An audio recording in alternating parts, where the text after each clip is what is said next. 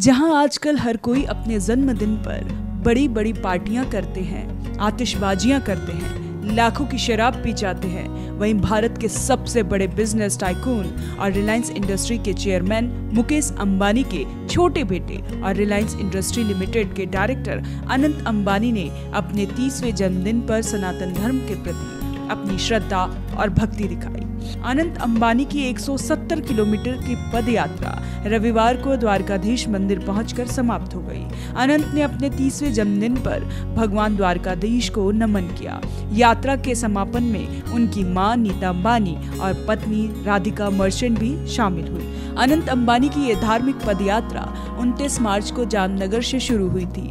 अनंत अंबानी ने इस यात्रा को व्यक्तिगत और आध्यात्मिक यात्रा बताया। उन्होंने कहा कि ये यात्रा श्रद्धा, भक्ति और आशीर्वाद से परिपूर्ण रही। उन्होंने द्वारकाधीश के दर्शन पूजा करने के बाद सभी को रामनवमी की हार्दिक शुभकामना भी दी।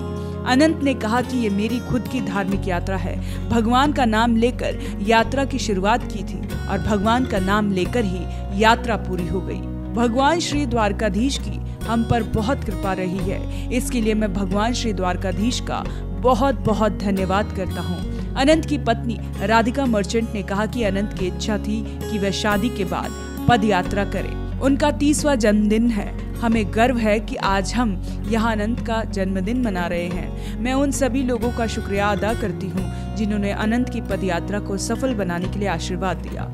आज अनंत का 30th बर्थडे है और अनंत की इच्छा थी कि शादी के बाद वो इधर चल के आएंगे हमारे घर से, जामनगर से, और बहुत साल से ये इच्छा थी पर कोई साल नहीं हो पाया, कोई साल, और ये साल उन्होंने अपना मन लगा के ये कर दिखाया मुझे, और मुझे बहुत गर्व है इन पे कि आज हम इनका बर्थडे श्री द्वारकाधीश के साथ। अनंत अंबानी ने अपनी यात्रा के दौरान मुर्गियों से भरी गाड़ी को रुकवाया। उसमें करीब 250 मुर्गियां थी जिन्हें भूचड़ खाने ले जाया जा रहा था। अनंत ने मुर्गियों की 2 गुना कीमत देकर उन्हें आजाद कराया। इसके बाद वह मुर्गी हाथ में लेकर चलते भी दिखाई दिए।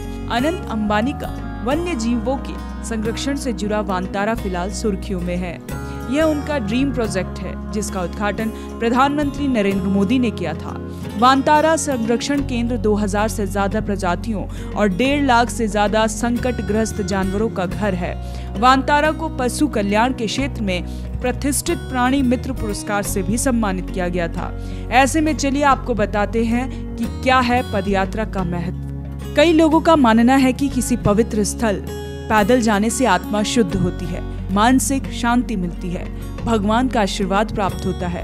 पदयात्रा सिर्फ एक यात्रा नहीं बल्कि एक आध्यात्मिक सफर भी है जिसमें व्यक्ति अपनी शारीरिक सीमाओं से आगे बढ़कर आस्था, अनुशासन और आत्मचिंतन पर ध्यान देता है। ये यात्रा भगवान से कुछ मांगने के लिए नहीं बल्कि श्रद्धा और विश्वास के साथ उनके चरणों में समर्पण का प्रतीक होती है।